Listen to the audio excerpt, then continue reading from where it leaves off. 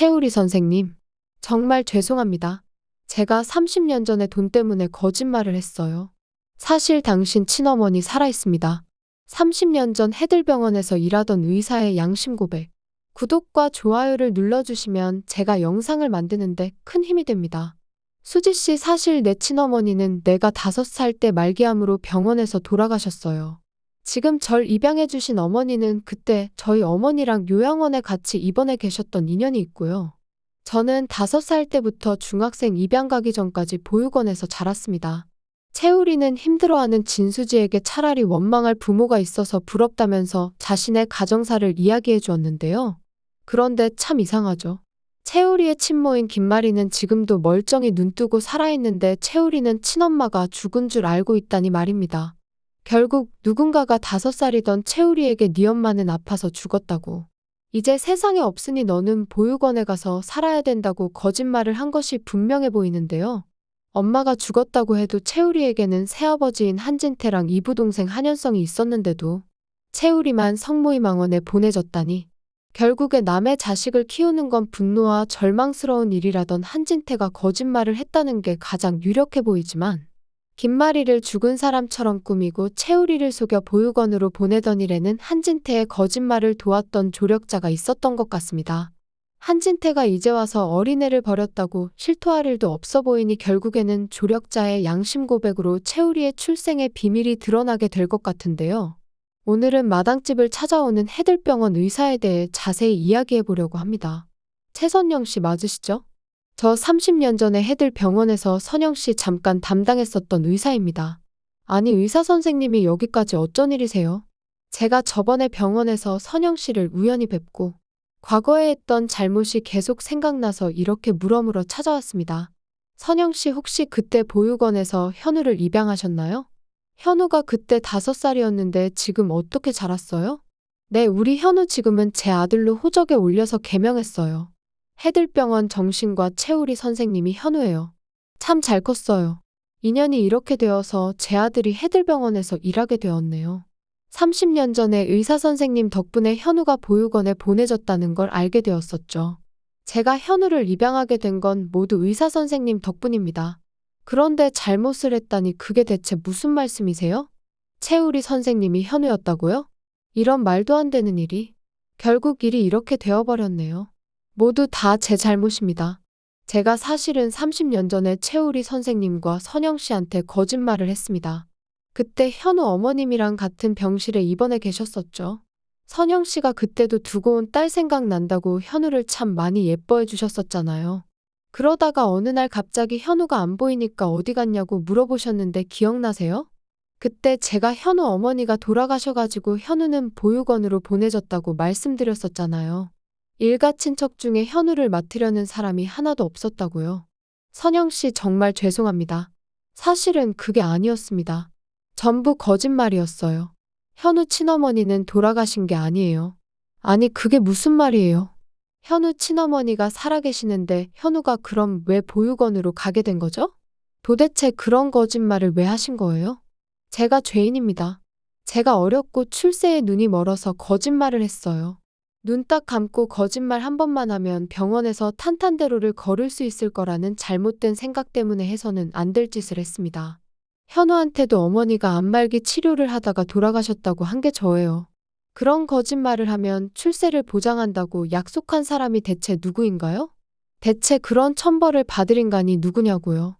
한진태 해들 병원장님이십니다. 그분이 현우 친어머니랑 재혼한 새아버지예요.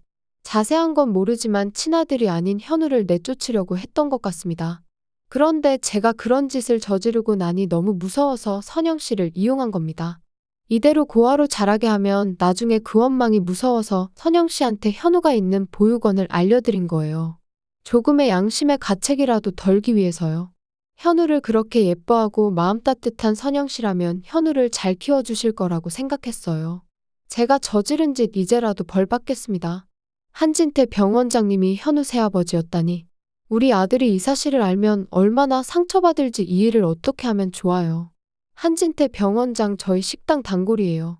저는 환자가 어떻게 지내는지 그저 여기서 위안을 받고 간다는 말을 믿고 있었는데 한진태 병원장님이 여기에 자주 들린다고요?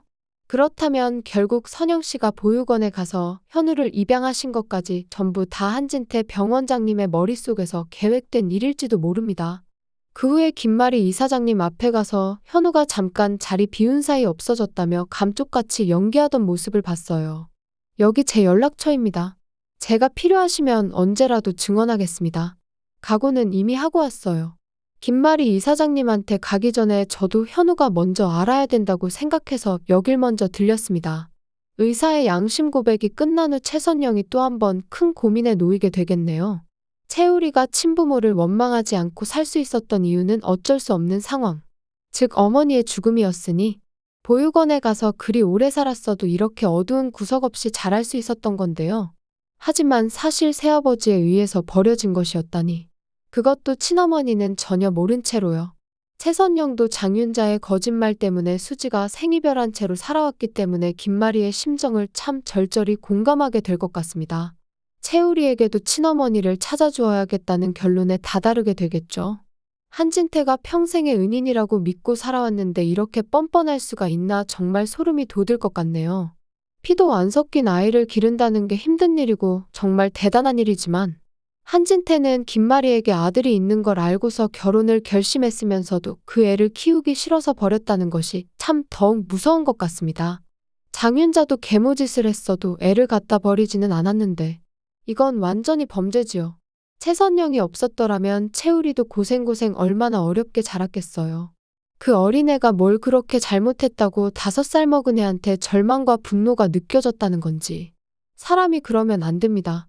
애를 잃은 기억이 얼마나 끔찍했으면 김마리가 더 이상 우리 아이를 잃을 수는 없다고 진나영이랑 한현성 결혼을 밀어붙이고 있잖아요.